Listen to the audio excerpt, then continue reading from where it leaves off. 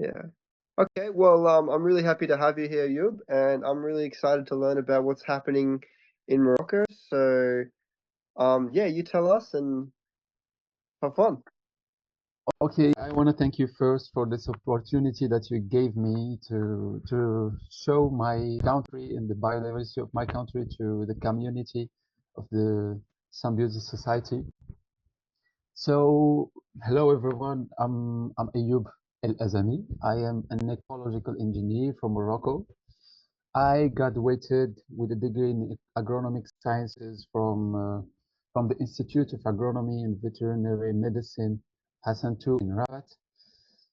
Uh, I had a very big passion for ecology and with the present environmental challenges that are facing in Morocco and in the worldwide, I had to specialize in the field of ecology in 2021. So the topic of today is as it's shown in the title, biodiversity of Morocco, a brief exploration. So we're not gonna get into details, but it's just an overview, and I hope you're gonna get an idea about what's happening in Morocco and what's happening in the other side of the world. So I propose an outline of a simple outline. We will begin with an introduction to establish the general framework of our topic. Next, we will provide an overview of the diverse ecosystems found in Morocco, and within this axis, we will talk briefly about the remarkable flora and fauna that exists in these ecosystems. After that, we will talk about the threats to biodiversity and the conservation efforts in place. Finally, we will conclude our presentation by summarizing the key points and opening the floor for your questions if there are any. Cool. So today's topic is specifically focused on Morocco. I assume that you don't know Morocco. So Morocco is a country that is located in North Africa, bordering both the Mediterranean Sea in the north and the Atlantic Ocean in the west. So Morocco has recently gained global recognition for its football prowess, finishing fourth in the 2022 FIFA World Cup and third in the 2024 Olympic Games. While many may be aware of our football achievements, fewer people know that Morocco is actually the second most biodiverse country in the Mediterranean basin. Wow. After Turkey, yes, yes. After Turkey and more than Spain or Italy or Greece. Wow. Let's dig out to find out why. So concerning Moroccan flora, these are some few numbers that might give you an idea about why Morocco is such an interesting country when it comes to biodiversity. Concerning fauna, excuse me, Morocco is home to 24,602 animal species with an endemism rate of 11%. When I talk about endemism, by the way, I need to highlight the fact that in French-speaking countries, we use a terminology that is not very aligned with the terminology that is used in the English-speaking countries. Is it right, Giulio? Yeah, maybe, but endemism There I are do some. know. But I'm sure explain as best you explain anyway, because there's Okay. always someone who Yeah, needs the yeah, explanation. I would explain. So endemism is just it is a concept that's related to the geographical distribution of the species. So when we say a species is endemic to a certain place, that means that there is no, we can't have it in its natural state anywhere but in this place. So when we say this species is endemic to Morocco, that means that you can't find it anywhere else. Yeah. Yep. It's pay attention in the endemism. It's not when we say a species is endemic, it doesn't mean that it's native. It could be not native, but endemic. Yep. However, with an endemism rate of 11%, which is a relatively high endemism Yeah. rate. Pretty high. Yes, it's pretty high, and actually, in the most the highest endemism rates were found in islands, because yes, because in islands there Because it's is cold. borders, physical borders that prohibit species from from Yeah. spreading. From So moving and yeah. yes, from moving, so there is a limited mobility. The species are there and they thrive there, and after years and years and years, we find them still there, protected, because as you know, the islands are more or less more protected than uh, than countries that like Morocco, which the anthropic pressure are a very influencing factor which doesn't exist in islands. However, this is another topic. Let's stick to our topic today, which is biodiversity in Morocco. So the arthropods represent 73% of the Moroccan fauna, and 75% of the arthropods are insects. So insects are actually thriving in Morocco. 7% are vertebrates, including 675 wildlife species. Wildlife species means amphibians, reptiles, mammals, and birds. Right. Concerning Moroccan flora, the Moroccan flora comprises, at the current state of knowledge, some 8,000 species, with a clear predominance of vascular plants, with 4,800 taxa. Wow. 15% of these vascular plants are endemic to Morocco. 20% of the vascular plants of Morocco are considered as threatened, which means they have the status of vulnerable, endangered, or critically endangered in the IUCN Red List. And last but not least, 8.4% of the vascular plants are endemic and threatened at the same time. Wow. Because 20% is a really high number, man, of Yes, threatened species. Very high. yes. And interestingly, in Australia, we have around 24,000 species of plants. But I think actually we probably have almost the same amount of vascular plants, actually. Maybe a bit more, but yeah, anyway, 20% is crazy. However, in these numbers, I'm only speaking about the vascular plants because I didn't make research about the vegetal species that we have. No, yeah. So I stick to vascular plants. And by the way, maybe this is explained by the measures of conservation. Maybe in Australia you have took you have taken stages in the conservation of plants in Yeah. Morocco. Maybe it's still not really developed, so we can see still a lot of species endangered or critically endangered, and yeah, Yeah. that's it. Yeah. So uh, so a question that must be asked by every one of us: why Yeah. does Morocco rank second in Mediterranean biodiversity compared Yeah. to countries like Spain, Italy, and Greece?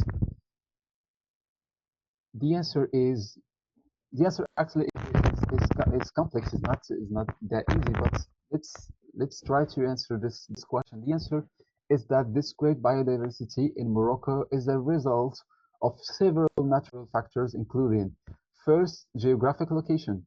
Morocco's location as a bridge between Africa and Europe fosters a unique blend of Mediterranean, Atlantic, and Saharan flora.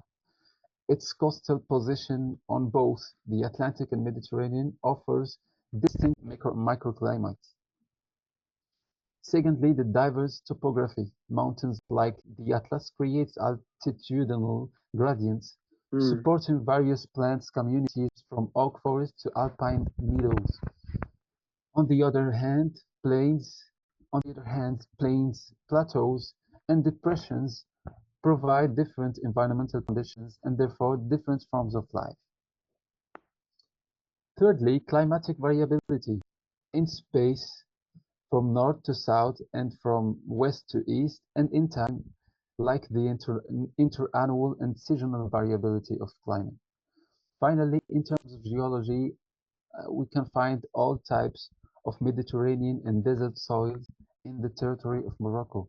So the factors I've just discussed, along with others I haven't mentioned, have contributed to Morocco becoming a land with such biodiversity at all levels.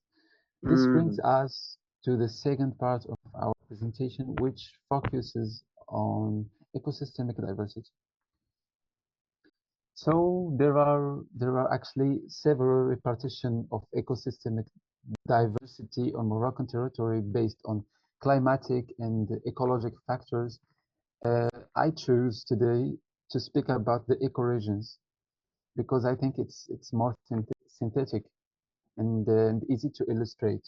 Mm. An ecoregion is a relatively large unit of territory within which different species develop, with a large majority of plant and animal species in common.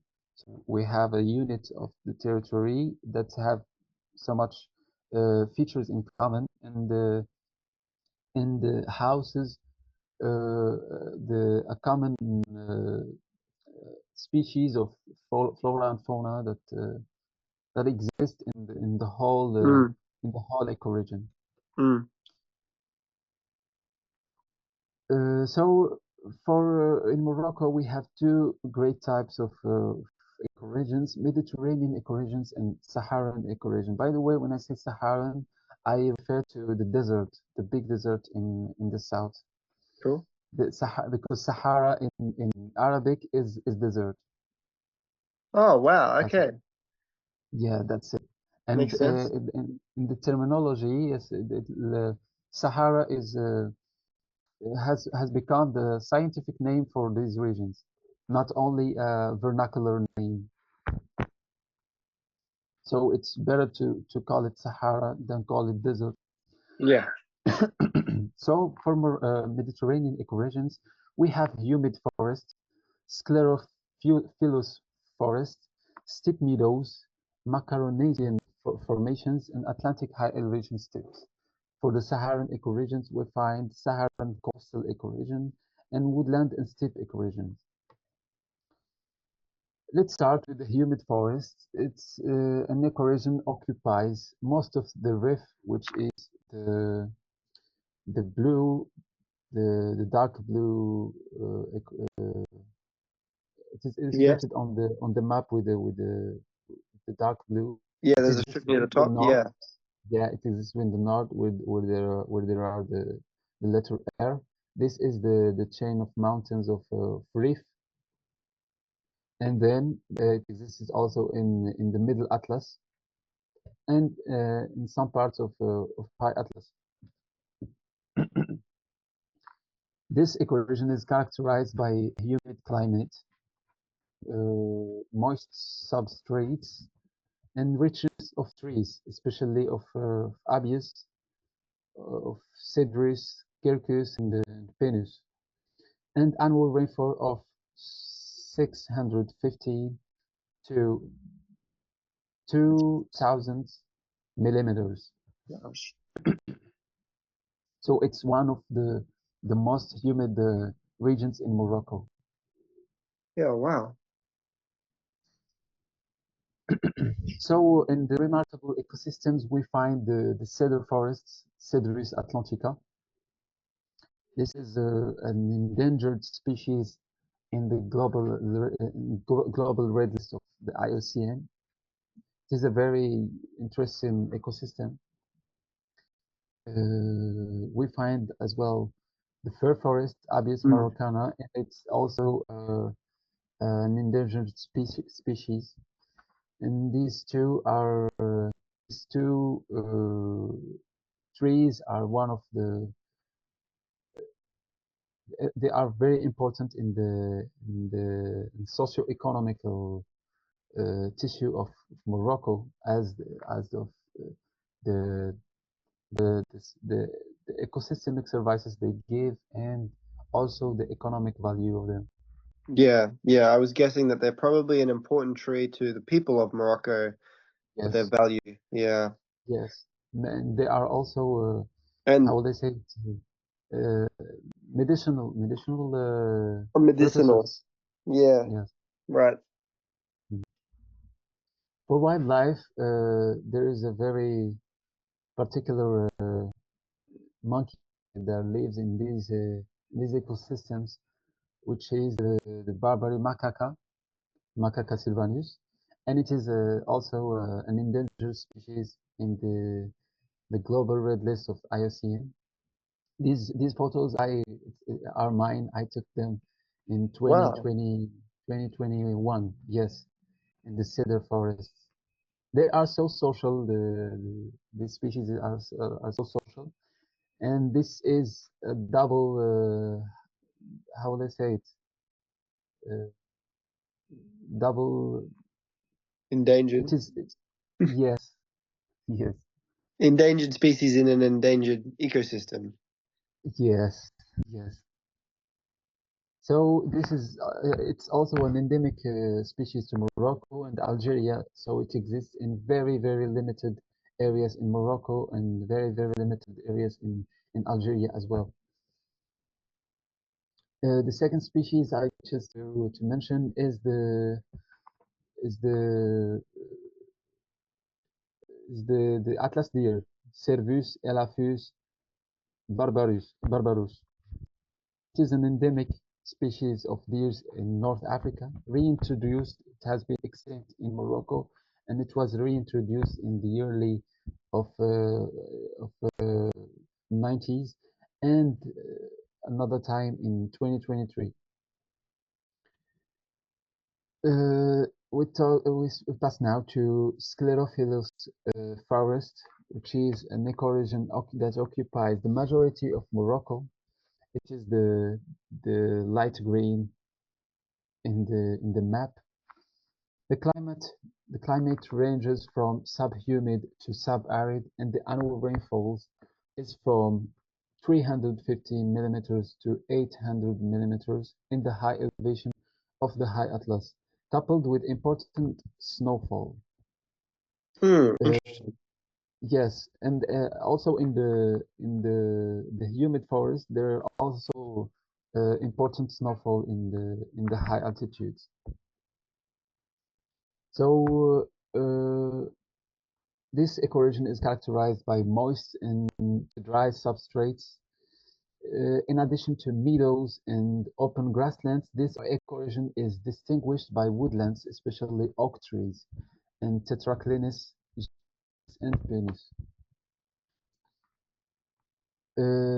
For the ecosystems, I choose to mention the cork oak forest, Quercus suber, which is a very common forest in Morocco, a very common tree in Morocco, and this cork oak forest is the biggest in the world in terms of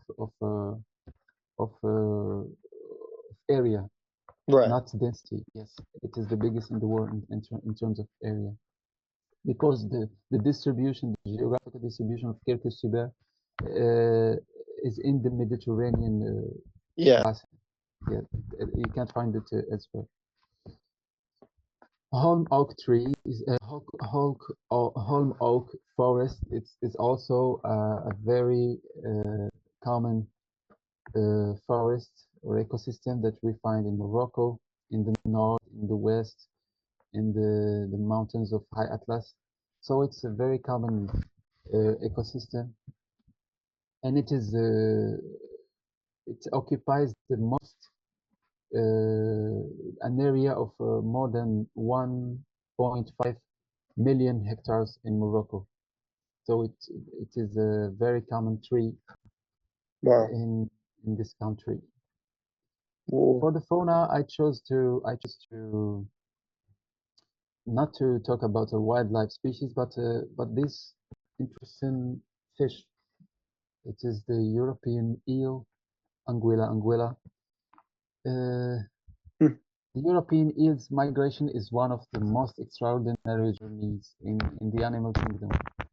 It is actually born in the Sargasso Sea in the Central America, in the archipel of Central America, and make migration from there to Europe and North Africa to live in the fresh waters of these of this coastline. So the the reason behind this migration is still ambiguous and still not explained. So I choose to do you know about it, Julio? No, I don't know about it actually. And you're sorry, can I just do you have your mic sounds like it's tapping something. Ah, Uh, I'm sorry. I'm no sorry, I worries, didn't. just letting you know. I don't really know about it. I can't believe it comes from Central America, did you say? Yeah, yeah, from Central America, traversing the Atlantic Ocean. Cool. That's great. Wow. Yeah, that's Yeah, great. yeah. Migration from Central America to Europe and the North Africa, uh, all over the Atlantic Ocean. And the reason behind this migration is still not Not explained. known. So, Yes. how come, why is it critically endangered? Critically endangered because I guess because of this Migration. extraordinary Yeah, migration. Yes, yeah, because good point. there are many population that there are some that spend the freshwater phase in Morocco and the streams of Morocco, streams or rivers, big rivers in Morocco, and there are other populations that go to Europe, to France, to Spain, etc. Hmm. So let's pass to steep meadows ecoregion.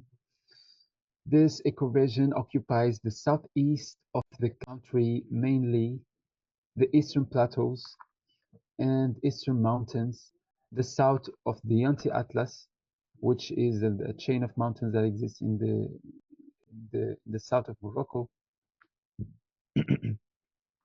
This ecoregion is characterized by dry substrates, vast rangelands. It is characterized by rangelands mostly and mainly, arid to sub-arid climates, woodlands with mainly Pistacia and Juniperus phoenicia and Juniperus turifera.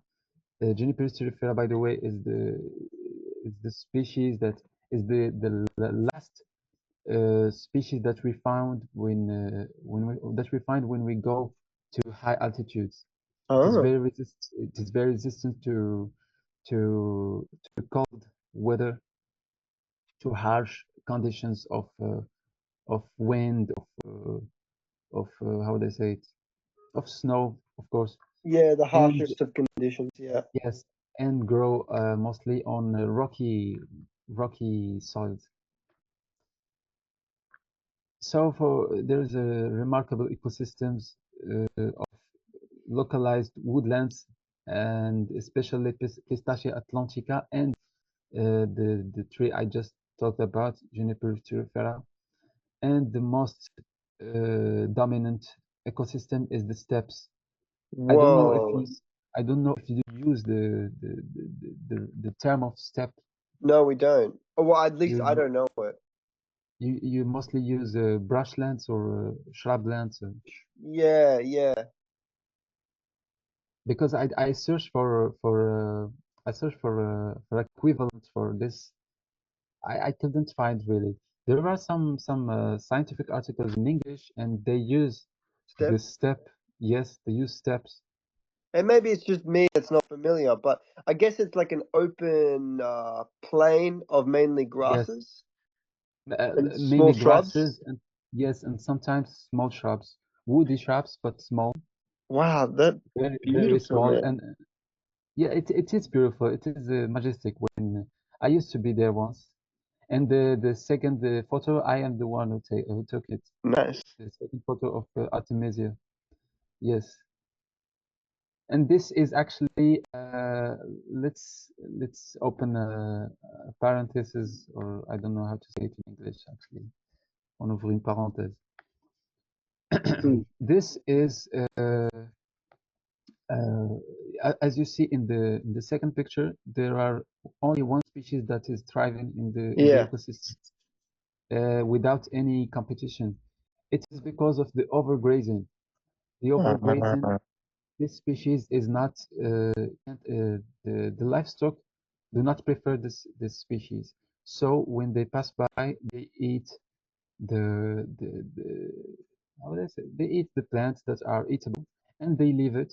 So it doesn't find any competition, Yeah. any how would I say it, natural predator. So for the Natural species, competition and yes, natural competition or predation. yeah. For wildlife, I choose to talk about African hobara, which is this beautiful bird. Whoa. It is vulnerable in the global red list and endangered in the Mediterranean red list. For the Macaronesian formations, this ecoregion occupies the southwestern coastline of Morocco, which is the orange color on the map.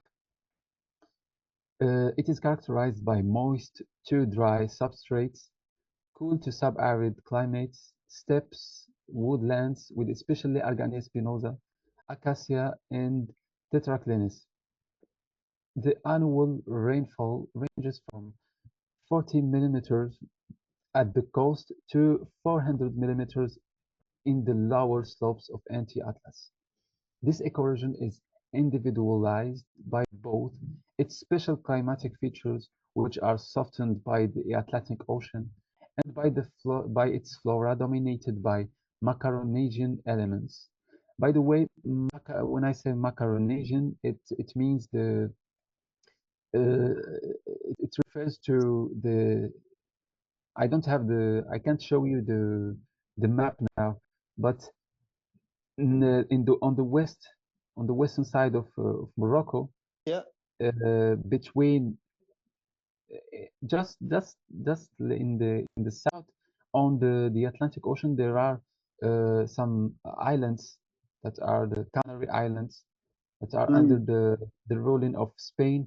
Mm. Those we there are some influence of the flora that have been there on these coastlines. So yeah, so this is the origin of the name I see. Macaronesian formations. Yes. Uh, so for there are a very remarkable ecosystem and a very endangered ecosystems, which is the argan forest. I don't know if you have heard about the argan tree, Argania spinosa. It is a very interesting tree for its medicinal and yeah, mostly for its medicinal purposes. Right. It only grows in Morocco and some parts of Algeria, very, very limited areas in Algeria. It is the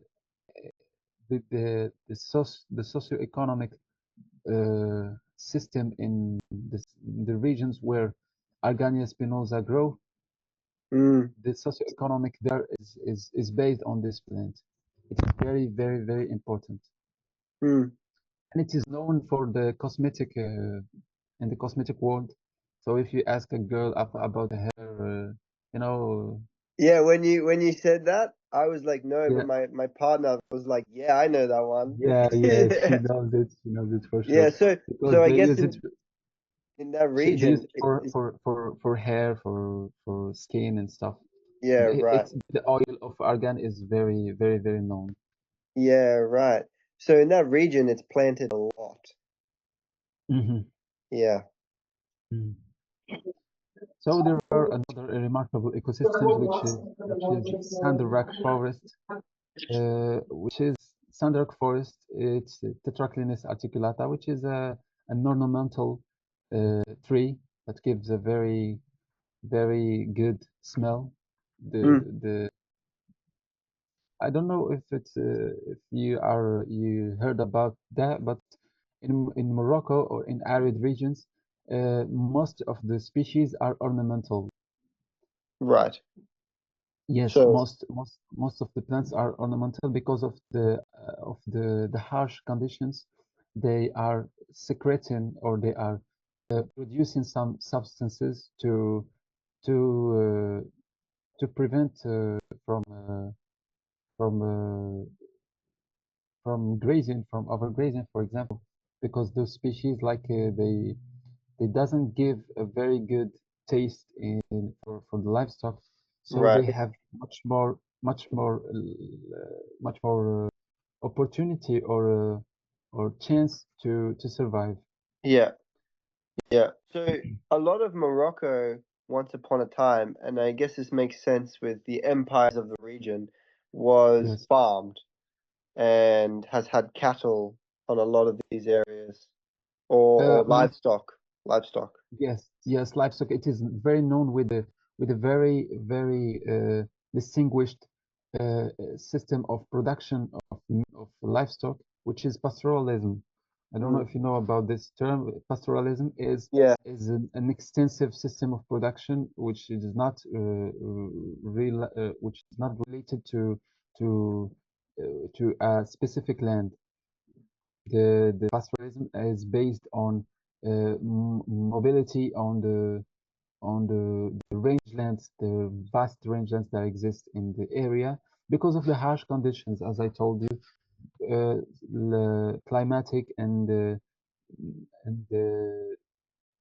topographic conditions lead to it's not like they have many options. mm, For example, in the high mountains or in the arid regions, they don't have many options. Pastoralism was the optimal option to produce and to survive in such harsh conditions. For the wildlife, I choose this very interesting bird, which oh, is northern bald ibis. He gives the impression of a bird that is coming from an ancient whoa, world. Yes, it is critically endangered in the IUCN Global Red List. And by the way, uh, due to its low numbers and the restricted range, it is actually critically endangered. mm, The last wild breeding population in the world occupies the Atlantic coastal strip of the southwest Morocco. It is the last population in the world with the very few numbers. wow. Uh, let's pass through the Atlantic high elevation steppes. This ecoregion of Atlantic high elevation steppes occupies the high elevation over 2,700 meters in the High Atlas and the Middle Atlas. It is characterized by open grassland, shrubs, sub-arid to cold subhumid climates and annual rainfall ranging from 500 to 700 millimeters, and it regularly snow at these elevations in winter. There is only one remarkable ecosystem in there, which is the spiny xerophytes. Spiny xerophytes are some woody plants that that are that spends the winter phase with leafless, with only spines to economize the, the evapotranspiration and to take advantage of the conditions. We find several species of that kind in the in this in the high elevation steps of the high Atlas. Erinacea antilis, Astragalus, Boissieri, Anaria pungens, and there are many more. I worked on this ecosystem in my project of final studies in Yeah. University. 2023. Yeah. It is a very interesting ecosystem, and I found this this animal once when I were working on this ecosystem. It is the Audat or Amotragus lervia, which is it seems like a goat, a wild goat. It is vulnerable in the IUCN Red List. It is a very cool animal. However, it's not social at all. Wow. Let's pass to Saharan coastal ecoregion, which occupies the edge of the southwestern coastline of the country. It is characterized by dry substrates, steppes, limited woodlands like acacia and drus. The coastal Saharan climate has an annual rainfall ranging from 14, 40 to 40 millimeters to 60 millimeters, which is very, very few. And the ecosystems can give an idea of the picture of this ecosystem of the halog xerophytes can give an idea of the climatic uh, conditions in there. These are a step of halog xerophytes, which are some plants that are leafless and that are grassulents, like they support the high salinity of the soil and the high temperature as well. For the wildlife, I choose to talk about the Dorcas gazelle, which is a very cute gazelle, which is vulnerable in the IUCN Global Red List and endangered in the IUCN Mediterranean Red List. The second Saharan ecoregion, it is the main Saharan ecoregion that occupies most of the Saharan and desert area.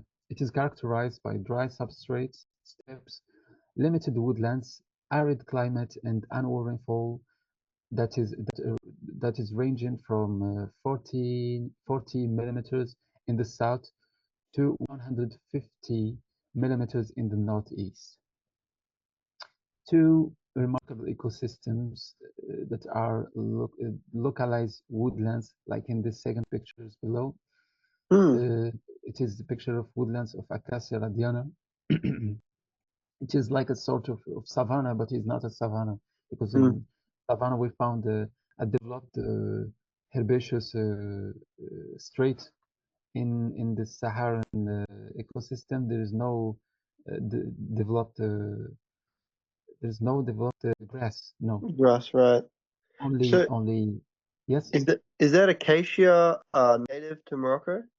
yes. It is native to not only Morocco but North Africa, North Okay. Africa and the Middle East. Okay.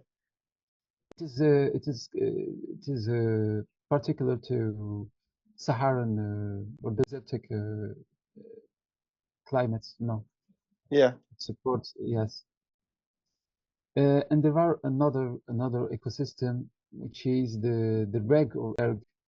The reg is a rocky land, a rocky large land with some plants. And the erg is the same thing, but instead of rocky land, we found dunes, like in the photo, on the slide. Aristida planosa on erg. And there are many more ecosystems in Sahara. I choose not to talk about because they are a lot. Like they are not a lot, but there are several ecosystems more than these two. Yeah. For the wildlife, I choose to talk about the Cavier's gazelle, which is vulnerable in the IUCN Global Red List, and lives in very limited areas in the Saharan ecoregion.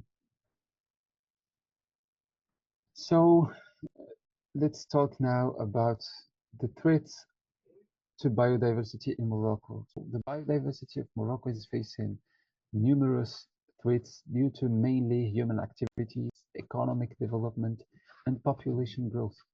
These threats pose a significant risk to both fauna and flora, a risk also for the conservation efforts in the country and the overall protection of biodiversity in Morocco. There are more than four threats in reality, and that's obvious. But I chose these threats that seems to be significant and more influential. First, we find habitat destruction because of sand mining, water pumping, and habitat transformation due to drought, and habitat transformation for economic projects or development projects. This loss of habitat is particularly severe in the face of climate change, which is leading to desertification and increased erosion. And by increasing erosion, by the way, it is like a cyclic, it's a Mm, cyclic mm. process. When you increase erosion, it's like the process is not linear, you know. No, It's it's not growing a linear. compounds, Yes, it's compound. It's like exponential. exponential compounding. Yeah. Yes, exactly. So forest areas are particularly vulnerable to surface reduction and degradation due to agriculture first, to urbanization and industrial activities. This threatens the habitats of numerous wildlife species, which live in forests. Houses the biggest amount of wildlife in Morocco actually. The second threat is overexploitation of resources. The excessive harvesting of timber, the overgrazing, pumping water, as well as unsustainable farming practices are depleting natural resources and disrupting ecosystems. This overexploitation leads in many cases to the change of the composition of the vegetation canopy in terms of quantity and quality, causing directly or indirectly the degradation of the environment and therefore decreasing its resilience and Mm, disturbing the balance of the ecosystem. And we lose through that the quality of the ecosystem and the ecosystemic services they give. The third threat is pollution. Chemical pollution and waste disposal are contaminating ecosystems, harming both flora and fauna, as well as salinization of irrigated lands and pollution of water resources by agriculture unsustainable practices. And the fourth threat is climate change, of course. Climate change is a major driver of biodiversity loss in Morocco. I don't know how it is the situation in Australia or in other mm. places in the world, but in Morocco it is very tangible. It is very felt. Wow. The yes, the climate change is very felt because of the successive drought years. We're actually living a year of drought this year. Wow. So it becomes to be a serious problem, not only a discussion or a debatable topic. The effects of climate change is tangible, not only for Wow. biodiversity but also for people. Because as you know, Morocco, the big amount of the GDP of Morocco is based on agriculture, and agriculture without natural resources Nothing. is not working, is nothing. Yes.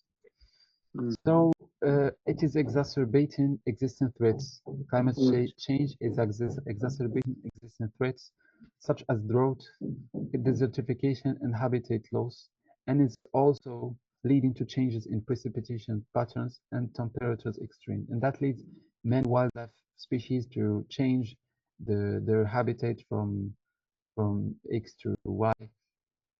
But the problem is that's for wildlife. However, for plants, for which the mobility is not an option, Mm, there is only two options, either to adapt to the new climate or to spread their seeds and change. hope for change. Yes. Yeah. So for the conservation efforts, first conservation effort that I can mention about Morocco is the international engagement. Morocco, as a signatory to the Convention on Biological Diversity (CBD), is committed to playing an important role in global efforts to conserve biodiversity. We actively participate in CBD meetings and initiatives, sharing our experiences and contributing to the development of international policies. Furthermore, Morocco is a party to the Ramsar Convention, which Mm, focuses on conservation wetlands. of wetlands. Yes, but I would like to talk about wetlands, but I didn't find enough time, That's fair. to Yeah, yeah, get yeah. to that. Maybe for another time, Yeah. because there are some important and interesting wetlands in Morocco. However, we have designated several wetlands as Ramsar sites, recognizing their crucial role in maintaining biodiversity and providing ecosystem services. In the context of climate change, which poses a significant threat to biodiversity in Morocco, the country is actively engaged in the United Nations Framework Convention on Climate Change. We have implemented various climate mitigation and adaptation measures to reduce our carbon footprint and build resilience to climate impacts. By the way, Morocco contribute with 0.1% of the global emissions Yeah. of CO2. yes, of CO2 or Greenhouse gases probably as well. Wow, yes, 0.1, even less than yes, us. greenhouse gas. Yes. So I think we still have some credit to consume of on that one. So for the second conservation effort is an arsenal of laws protecting the environment. Morocco's national laws regarding biodiversity protection are strict, aiming to deter offenses that harm biodiversity. These laws also encourage the integration of biodiversity consideration into key economic sectors. Since the beginning of the 21st century, significant amendments have been made to these laws. This is in response to the increasing rate of climate change and to align Morocco's national laws with the international agreements we talked about in the first Mm, conservation. Third, the establishment of protected areas. One of the most significant steps taken by Morocco to conserve biodiversity has been the creation of a network of protected areas. These areas, which include national parks, biosphere reserves, and Ramsar sites, serve as safe havens for endangered species and critical ecosystems. And by the way, when we talk about critical ecosystems, there is a very I can't consider it as a threat, but not really a good thing, which is there's not yet an assessment of critical ecosystem that exists in Morocco. So we okay. don't have, yeah, we don't have an idea of the critical ecosystem that exists in Morocco. Yes, we can say that this ecosystem houses uh, such big number of endangered species or threatened species, but still sometimes we find that there is some ecosystem that uh, can be called critical, even if there, it doesn't house critical Beast. Yeah. species. Yes, because of the ecological services, for example, they give. Yeah, so it might be really valuable to people, but Yes. not recognized for the help it does contribute to that. Yeah, so it's not all the time related to species. Sometimes it's related to people. Yeah,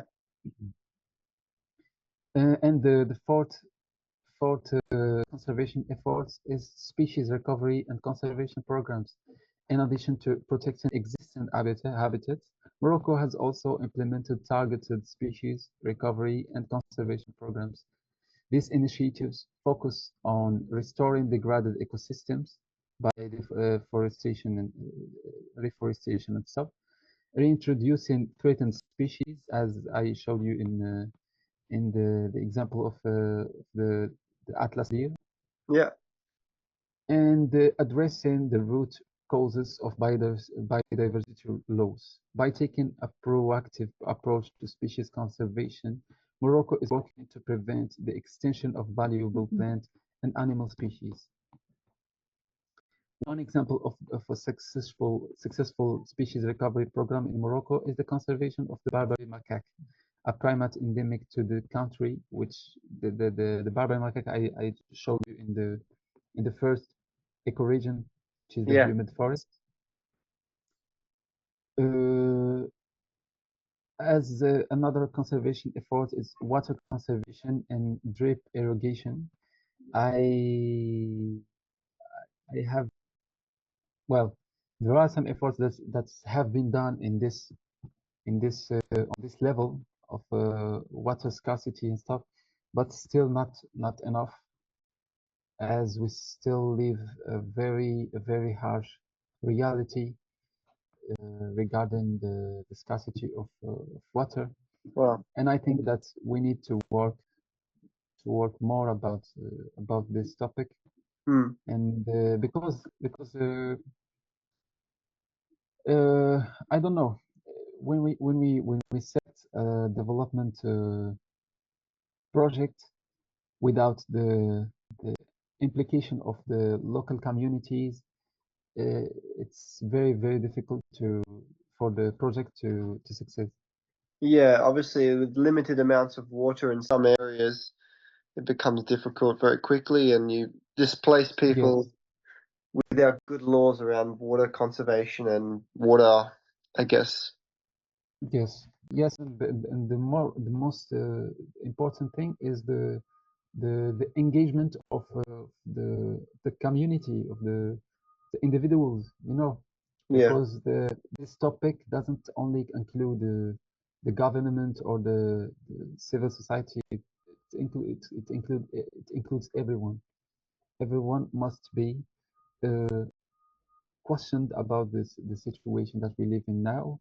And I think that there is maybe it's not anymore debatable in the developed countries that environment or biodiversity are very important, but in developing countries it's still I'm talking personally I'm talking about my country, and I've been one of the people that think that the development cannot begin with the environment, but with social and economic growth. But yeah, in fact, when we talk about a country that is based that's with an economic system that is based on natural resources, and it's the case for almost all the majority of third world countries, the environmental goals must be the first the priority goals. This is not really existing in the collective conscious of the society in the developing countries, and I think this is the problem. Let's hope for for a better reality tomorrow. So, so you think that with more investment or support for the protection of the environment, it actually can support the economy more of Morocco to develop? I think the support is important, Yeah, because the country is facing more than the environmental challenges, is facing sure. social and economic challenges. But the issue is when we set or when we establish a project of development that must be sustainable development project, it must take all the aspects of development in consideration, social, economic, environmental aspects. Mm. Without the implication of the people, the community, the local communities in this, without their conscious, without being conscious of the importance of the problem, they can be engaged, you know. So I think personally, I think that we need to work on the sensibilization of the community first, and meanwhile, we need to search for funds and for for Solutions, I support guess. solutions. Yes, yes, exactly. So that's it. I think we can conclude now our presentation. So Morocco is home to a remarkable biodiversity, boasting a wide range of animal and plant species. However, this precious natural heritage is under threat from various factors, mainly anthropic factors and exacerbated by climatic change. It Mm. is imperative that individuals, communities, and the government work together to prioritize biodiversity conservation and make sustained efforts to protect Morocco's natural heritage. And the biodiversity is not a luxury when we talk about biodiversity, or it's just because it's passion. Yes, it is a passion when we talk about biodiversity. We find ourselves in it, but it is also the food we eat. It is also the ecosystem services we benefit from. It is Yeah. also the supportive role that it plays in the pedogenesis, the formation of soils, in the prevention of fluence, the prevention of natural catastrophes. So it's beyond the patient. Yeah, Yeah. I understand. I think you come from a very logical background of understanding that there is a balance between the need for economic growth and the support of people, but that relies on natural resources. And so Yes. we need to balance the three, otherwise, eventually we run out of the natural resources and then we find Exactly. ourselves in a very Exactly. And that's unfortunate position. So and you that's have to, you sustainable have to, development. yeah, you have to sustainably develop, which at front at the time that you have to do the investment, it is expensive because you have to invest in a resource that maybe doesn't give you, you know, the investment back, but in Yes. the long term, Instantly. it does. In the Yes. long term, Yes. it does. Exactly. It's That's a exactly the difficult thing. point. That's the problem right now, I think, is that a lot of Yes. development, a lot of countries, especially developing countries who are in need of money, they are they are convinced that the solutions lie in just taking more instead of Yes. maybe looking at the longer term possibilities of Yes. having more. Yes. Yeah, Yes. They see it. They it's see the unfortunate. It's difficult. yes. Yes. And it's just a matter of understanding. Like they Yes. they are not understanding that they're surviving. Not only their income, but their surviving is based on the biodiversity, on the Yes. environment. That's it. Yes. And I once had a, they understand this reality, I'm sure that we will make a real progress. I had a question. I asked you a lot of Yes, questions, but yes. so I only have Take one your last. ease. I have one final question.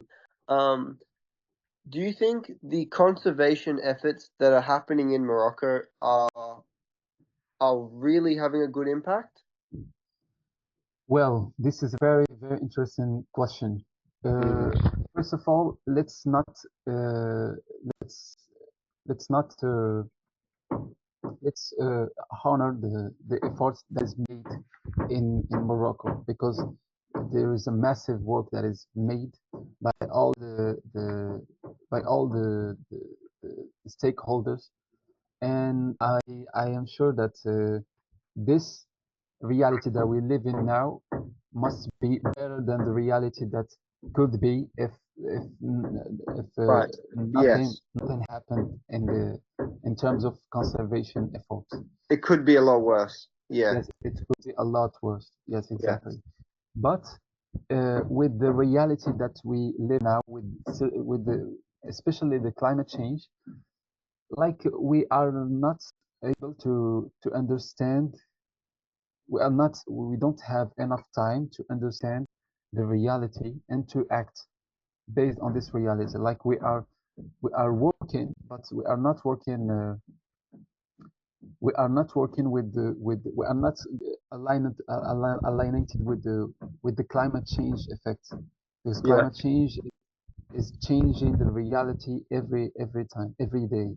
Yeah. And we are not left behind, but we are doing much more effort that must be doing differently.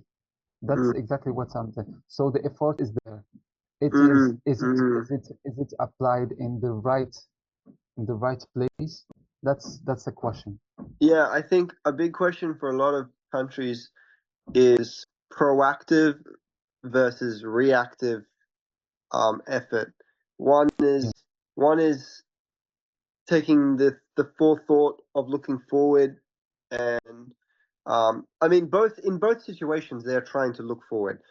I don't think, like, I can see you're passionate, and I can see, obviously, they are making efforts, they are investing in this, but it's difficult when the environment is already in a kind of bad condition to make Yes. effort forward. You kind of are just making the curve of the environment went like this, and now they're trying to bend it, but it's still, it's very difficult to break through that base point.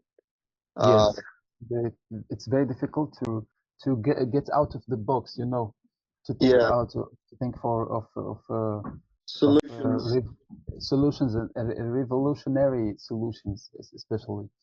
So I believe that the reality is going to be worse than than it is now if Yeah, we don't take action very more quickly. action. All of Yeah, us, not only the government, not only the NGOs, but yeah, every one of us needs to act like this, to share a story with the on your Instagram with the people, with the people, yeah, to tell them about the how is it, what actually we're living, because I still believe that sensibilization is the key. People are not do not really uh, how they say it. People are not really not helping. yeah, People want to help, but they don't know how to help. So we need to tell them what is going on first, and then to teach them and to help them to analyze and to understand their environment. And then every one of us knows how to to act and to react. yeah. And understanding what tools we have available to make a difference, I guess, and improve the situation for ourselves and the communities that we live in. I agree. Yes. Is In Australia we have some pretty good conservation efforts. I have to say, like, we have some pretty good conservation efforts. We are a very resource rich country, and we surpassed the development stage by taking advantage of our resources at the right time. So for us, we stand on the other end of that, where we were fortunate enough, and now we can make more of an investment in the environment. But even still, I think the investment we make could be improved in, you know, how it affects individual communities. Like, we have some very remote communities that are still very reliant on the natural resources, that could be converted to more practical and beneficial systems that nature gives. For example, we have a very large river called the Murray-Darling that is massive and for a long, long time supported many people that live on the Murray-Darling in terms of fish, in terms of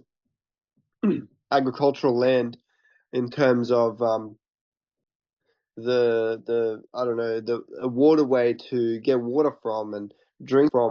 But now there's near the start of it, there's been some big developments where some companies are growing cotton and it takes a lot of water, and so now the river is dry downstream and fish are dying, and now they are putting a price on water, which, yes, in one way it stops the companies at the top using as much, but in another way, for the people downstream who are just local communities, they're now paying for access to something that is expensive for them. So the way we operate things can be difficult to get it right, but yeah, I think we are in general heading in a good direction.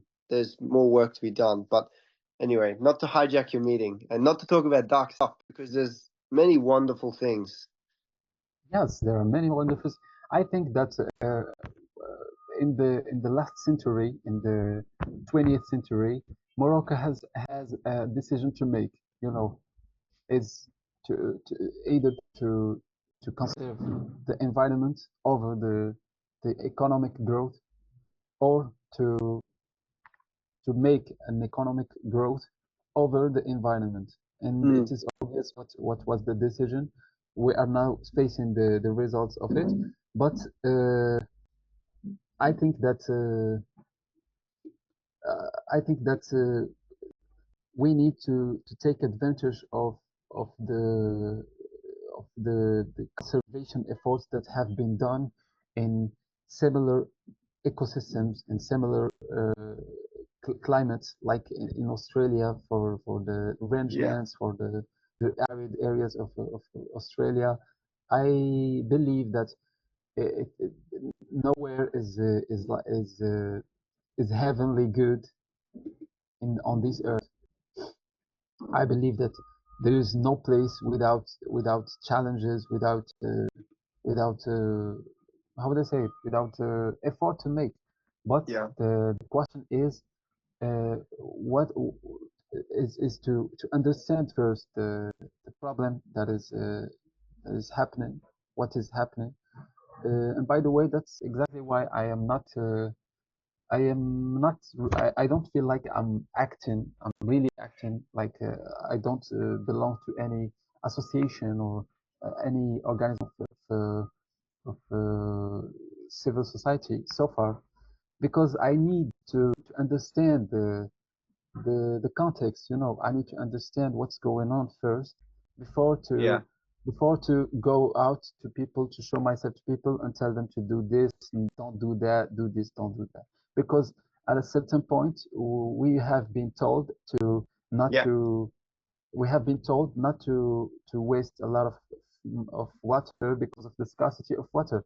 And I'm talking about the consumption of water in homes, in yeah, houses. yeah, So after we figured out that the the agriculture, which consume 90% of the water of the country, there is nothing. I can say nothing. This is a lot. I would exaggerate if I say there is nothing. Uh, there is nothing made as a measure of conservation of water in agricultural uh, field, but we still find some practices that are not actually sustainable. I mm, give you an example. The avocado is Morocco is one of the most producers of avocado in the world. And avocado is a tropical fruit, you know, a yeah. tropical fruit that needs very demanding Water, conditions of water. yeah, Yes, we are cultivating avocado in Morocco, so you can understand how much the efforts, you can understand how much the complexity of the situation in Morocco. So, as I told you, I can't show out to people and tell them to do this and don't do that, Yeah. while I don't understand properly what is going Mm. on all the levels, you know. Yeah, I understand. Thank you very much for Thank you so presenting much. today, man. It was Thank really you so good, much. I and appreciate it. I'm really happy you've done this. I really appreciate the effort you've made. It's amazing. You've done a really good presentation. I So much. Thank you so much. I and I'm really hopeful and happy that I'm very passionate that education is really important. And I hope today that, after this, I can share some of this stuff as reels. I can share it on YouTube and spark some interest in what's going on in your country and what's going on, what ecosystems and wonderful places you have. And Right. maybe one day there'll be tourism around the beautiful ecosystems of Morocco. I mean, there For probably already sure. is, but hopefully even more. And yeah, no, I really appreciate the effort and the time you've taken, man. Thank you very much, Thank, Ayub. thank you so much, Julius. Thank you for the opportunity that you gave me, because I don't like to talk like this and to show off very often. But the the context that you made for this presentation was perfect. So I want to thank you again for the opportunity and for the Symbiosis Society that you just create. And I wish all the best for you and for the community. Thank you.